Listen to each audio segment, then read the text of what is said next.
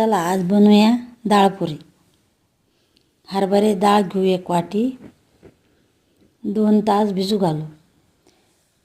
2 तास भिजू घालून चांगली धुवून घेऊ. भिजली की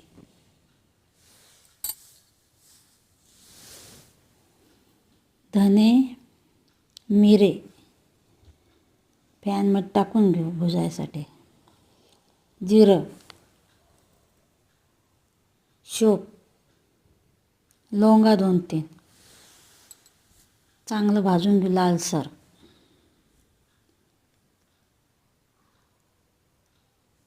चांगलं लालसर भाजून झालं की एका परातीत काढून घेऊ. परातीत काढून वाटून घेऊ. मिक्सरनं वाटून घेतलं. गॅसवर एक कुकर ठेवून तेल टाकून तेजपत्ता टाकून चांगलं गरम करून घेऊ ते तेल. त्यात डाळ टाकू. हळद, चटणी, हे वाटेल मसाला टाकून देऊ त्यात. हे घरचा मसाला थोडासा, मीठ टाकून पाणी टाकू. थोडंसं फिरवून घेऊ. पाणी टाकून देऊ. कुकरचं झाकण लावून 2-3 शिट्ट्या होईस्तोवर शिजू देऊ. डाळ शिजून झाली चांगली.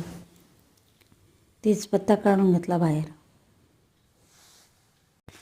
डाळ शिजून घेतली. पीठ घेऊ 1 वाटीभर.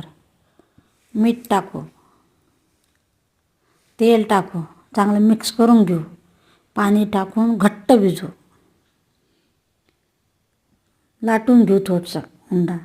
त्याच्यात डाळ टाकून सबस्क्राईब करा, लाईक करा. डाळ टाकून लाटून घेऊ डबल. बारीक गॅसवर तळून घेऊ.